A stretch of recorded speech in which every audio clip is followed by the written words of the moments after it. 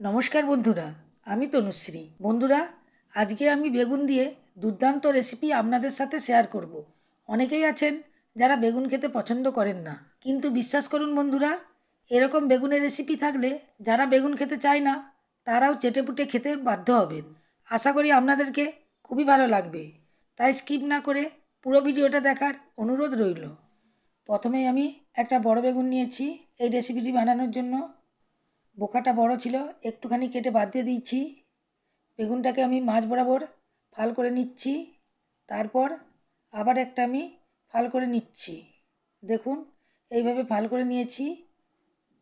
এই দিকের বেগুনটাকেও আমি আরেকটা ফাল করে নিচ্ছি। এই বেগুনের রেসিপিটি আপনারা ছোট বেগুন দিয়ে বানাতে পারেন, তবে বড় বেগুন খেতে ভালো। বড় বেগুন দিয়ে বানালে খেতে খুব ভালো লাগে। এবার আমি একটা চাকু নিয়েছি, বেগুনের দেখুন এইভাবে লম্বা লম্বা করে কেটে নিয়েছি। আবার বেগুনটাকে ঘুরিয়ে এই দিকে চৌকো চৌকো করে কেটে নিচ্ছি। দেখুন, বেগুনটা ঠিক এই রকম চৌকো চৌকো করে কেটে নিয়েছি। এইভাবে আমি সব বেগুনগুলোকেই কেটে নেব। দেখুন, এই বেগুনটাও একই রকমভাবে কেটে নিচ্ছি। দেখুন, এই বেগুনটাও কত সুন্দর কাটা হয়েছে। এইভাবে আমি সব বেগুনগুলোকেই কেটে নিয়েছি। বন্ধুরা, এবার একটা স্পেশাল মশলা বানাবো। এর জন্য নিয়ে নিচ্ছি 2 চামচ ধনে পাউডার, নিয়ে নিচ্ছি 1 চামচ কাশ্মীরি লঙ্কা গুঁড়ো, আর দিয়ে দিচ্ছি হাফ চামচ হলুদ গুঁড়ো, আর দিয়ে দিচ্ছি জিরে গুঁড়ো, দিয়ে দিচ্ছি গরম মশলা গুঁড়ো।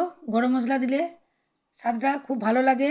আর দিয়ে দিচ্ছি সামান্য আমচুর পাউডার। আমচুর পাউডার দিলে একটু হালকা টকটক লাগবে, খেতে খুব ভালো লাগবে।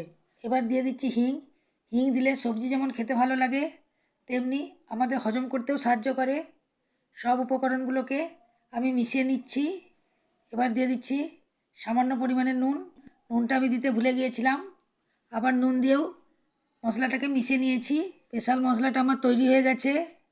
এবার আমি যে বেগুনটা কেটে রেখেছিলাম তার মধ্যে মশলাটা লাগিয়ে নেব। এইভাবে মশলাটা দিয়ে দিচ্ছি, দিয়ে পুরোটাই এইভাবে লাগিয়ে নিচ্ছি। এমনকি বন্ধুরা, বেগুনের যে ফাঁকা ফাঁকা অংশগুলো আছে আমি ভালো করে ভেতরে ঢুকিয়ে ঢুকিয়ে মশলাগুলো লাগিয়ে নেব। এর ফলে বেগুনটা খেতে হেভি লাগবে। বন্ধুরা, যারা বেগুন খেতে পছন্দ করেন না, এইভাবে যদি বেগুনের রেসিপিটা বানান তাহলে তারাও বেগুন খেতে খুবই ভালোবাসবে। অন্য তরকারি ছেড়ে দিয়ে বারবার এই বেগুনের তরকারি বানিয়েই খাবেন। বন্ধুরা, যে বেগুনটার 2 দিকে কাটা হয়েছে সেই বেগুনটার 2 দিকেই মশলা লাগিয়ে নিতে হবে। অর্থাৎ যেই বেগুনটার পেছন দিকে কোনো খোসা নেই সেই বেগুনটার এইভাবে মশলা লাগিয়ে নেবেন। দেখুন বন্ধুরা, এতটা মশলা আমার বেঁচে গেছে। এটা আমি তরকারি তৈরি করার সময় দেব। আমি একটা তাওয়া নিয়েছি, তার মধ্যে তেল দিয়ে দিয়েছি। তেলটা গরম হয়ে যেতে বেগুনগুলো আমি এর মধ্যে উঠিয়ে দিচ্ছি। বন্ধুরা, এটাকে আমি কম আঁচে ভেজে নেব, তাহলে বেগুনটা ভেতর থেকে সুন্দরভাবে ভাজা হবে এবং মশলাটাও বেগুনের গায়ে আটকে থাকবে, বেরিয়ে যাবে না। দেখুন, মশলাগুলো কত সুন্দর আটকে গেছে। বেগুনগুলো আমি উল্টে দিচ্ছি, তবুও মশলাগুলো ঝরে যাচ্ছে না, সুন্দরভাবে আটকে গেছে। দেখুন বন্ধুরা, উল্টে দেখাচ্ছি, এই বেগুনটা খুব সুন্দরভাবে ভাজা হয়ে গেছে। যেই বেগুনটার দুদিকে কাটা ছিল সেই বেগুনগুলা তাড়াতাড়ি ভাজা হয়ে গেছে, এই জন্য আমি এটা উঠিয়ে নিয়েছি। আর যে বেগুনটায় খোসা আছে সেটাকে আমি আবারও উল্টে পাল্টে ভেজে নিচ্ছি। এই বেগুনটাও ভাজা হয়ে গেছে, এই দুটোকেও আমি উঠিয়ে নিচ্ছি। এবার তার মধ্যে তেল দিয়ে দিচ্ছি। তেলটা গরম হয়ে যেতে দিয়ে দিচ্ছি মৌরি আর কালো সরষে। বন্ধুরা, মৌরি আর কালো সরষে দিলে তরকারির টেস্টটা খুব ভালো লাগে। এবার দিয়ে দিচ্ছি পেঁয়াজ কুচি। পেঁয়াজটা আমি আগে থেকেই ছোটো ছোটো করে কেটে রেখেছিলাম, সেটাকে আমি নেড়েচেড়ে ভেজে নিচ্ছি। দেখতেই পাচ্ছেন বন্ধুরা, পেঁয়াজটা হাফের উপর ভাজা হয়ে গেছে। এবার দিয়ে দিচ্ছি আদা ও রসুন বাটা। আদা রসুন বাটা খুব বেশি দরকার নেই, অল্প দিলেই হবে। এটাকেও আমি নেড়েচেড়ে ভেজে নিচ্ছি। কাঁচা গন্ধ চলে যাওয়া পর্যন্ত এটাকে আমি ভেজে নেব। দেখুন, এগুলাও ভাজা হয়ে গেছে। এবার দিয়ে দিচ্ছি টমেটোর পেস্ট। একটা বড় সাইজের টমেটোকে পেস্ট করে রেখেছিলাম। এরপরে দিয়ে দিচ্ছি পরিমাণ মতো নুন, হলুদ গুঁড়ো, দিয়ে দিচ্ছি লঙ্কা গুঁড়ো।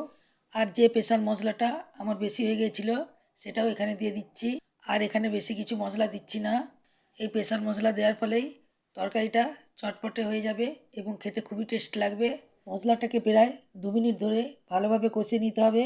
বন্ধুরা, যখন দেখবেন মশলাটা কষতে কষতে শুকনো হয়ে যাবে এবং চারিদিক দিয়ে তেল ছেড়ে যাবে, তখনই জানবেন মশলাটা খুব সুন্দরভাবে কষানো হয়ে গেছে। এবার দিয়ে দিচ্ছি সামান্য পরিমাণে জল। আমি এখানে গ্রেভিটা কম রাখবো, তাই জন্য জল কম দিয়েছি। তরকারিটা আমি শুকনো শুকনোই করব। আপনারা যদি গ্রেভি বেশি খেতে চান তাহলে জলটা একটু বেশি দিয়ে দেবেন। বেগুনগুলো আমি গ্রেভির উপর দিয়ে দিয়েছি। 1 মিনিট হয়ে যেতে আমি আবার বেগুনগুলোকে উল্টে দিচ্ছি। আমি উল্টে দিয়ে আরও 1 মিনিট ফুটিয়ে নেব, তাহলে বেগুনের মধ্যে গ্রেভিটা ভালোভাবে ঢুকে যাবে এবং খেতে খুবই ভালো লাগবে। যারা বেগুন খেতে পছন্দ করেন না তারাও এভাবে বেগুন রান্না করলে চেটেপুটে খাবে। বন্ধুরা, বেগুনের মধ্যে যাতে মশলাটা ভালোভাবে ঢুকে যায় তার জন্য বেগুনটাকে আরেকবার উল্টে দিয়েছি। আমার বেগুনের রেসিপি একদম রেডি হয়ে গেছে, খেতে দুর্দান্ত লাগবে। আর দেখুন বন্ধুরা, দেখতেও কত সুন্দর হয়েছে, কতটা লোভনীয় লাগছে। গরম গরম ভাতের সাথে এই বেগুনের রেসিপি পুরোপুরি জমে যাবে। ভাজা বেগুনের সাথেও ভাতটা খেতে খুবই ভালো লাগবে। তরকারি দিয়ে ভাত খেলে তো আর কিছু বলারই নেই, খেতে অপূর্ব লাগবে। বন্ধুরা, বেগুনের এই রেসিপিটি ভালো লেগে থাকলে লাইক দিয়ে দেবেন, আমার চ্যানেলকে সাবস্ক্রাইব করবেন এবং বন্ধুদের মধ্যে প্রচুর প্রচুর শেয়ার করবেন।